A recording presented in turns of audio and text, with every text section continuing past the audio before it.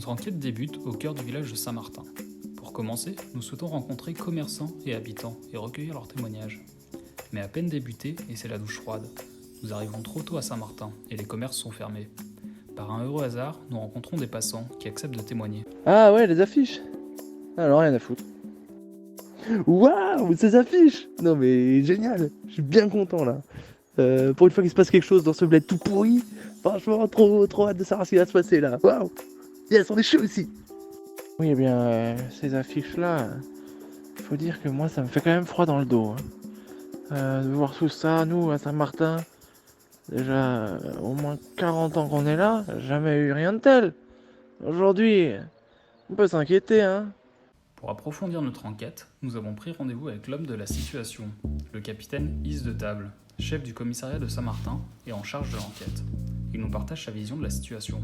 Capitaine, vous pouvez nous raconter un peu la situation du village ? Bien sûr, depuis quelques semaines là, ça n'arrête pas. Des collages partout, de la délinquance. Elle doit sévir, on est en planque là depuis quelques temps. Il y a des gangs.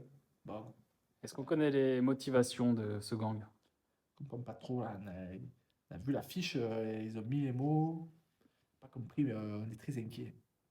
Affiches mystérieuses, des chiffres, des inscriptions, autant d'inconnus qui composent l'équation du second degré que tente de résoudre le capitaine. Une équation qui s'avère compliquée à résoudre, même si le capitaine connaît ses identités remarquables. En parlant d'identité, nous avons réussi à contacter avec une facilité déconcertante celui qui se revendique comme à la tête pensante du groupe.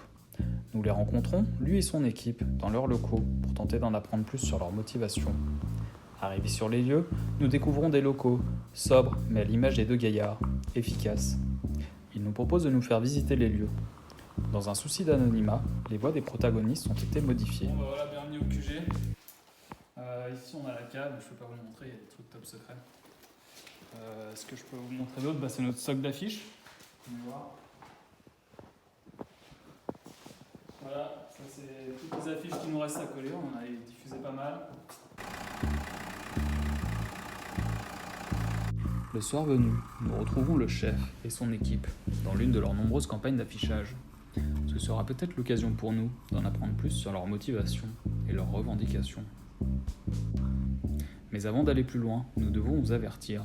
Les images qui suivent ont été réalisées par des professionnels, des sportifs de haut niveau. Ces images, nous ne sommes pas en mesure de les commenter, mais par devoir professionnel, nous avons décidé de les diffuser. C'est pourquoi nous avons fait appel à des collègues, commentateurs sportifs, Maurice la Saucisse et Jean-Pierre Monlatin, dit JP. Pour toutes ces raisons, nous leur laissons la parole. Et accrochez-vous, il va y avoir du sport. Chers téléspectateurs, chères téléspectatrices, bonsoir et bienvenue pour cette rencontre au sommet. Je suis Maurice la Saucisse et accompagné de mon compagnon de toujours, Jean-Pierre Monlatin. Comment ça va mon JP ? Salut Maurice, salut à tous. Très heureux et très content de pouvoir commenter cette rencontre avec toi.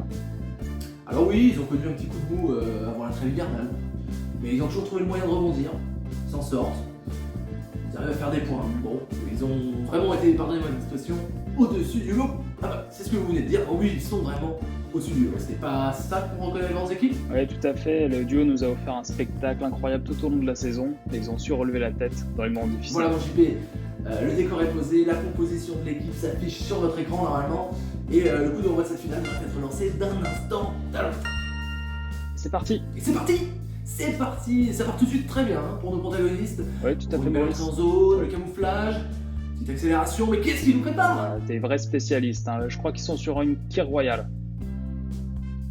Oh c'est risqué mais si ça passe, c'est succès assuré. Et là, son C'est compagnon tenté. se prépare. Oui, le signal est lancé. Il y va. Oh pour l'instant, leur plan Voilà, s'exécute à merveille. C'est un 100%, c'est Maintenant, il faut tenir. Allez, parfait. Allez. Oui, c'est magnifique. C'est parfait, c'est magnifique ce que l'on vient de vivre Maurice. Un grand moment pour notre sport. En tout cas, nous venons de vivre un moment d'anthologie, les amis, exceptionnel, un moment qui marquera l'histoire de ce sport. En tout cas, merci de nous avoir suivis. Merci à toutes et à Excellente tous. soirée à vous, à très Salut à bientôt. toi Maurice, salut. Ciao. Bien plus tard, une source proche du gang nous révélera le fin mot de cette histoire. La campagne d'affichage doit diffuser un message au plus grand nombre. Selon les protagonistes, la population doit se préparer, le décompte est lancé. Nous n'en saurons pas plus.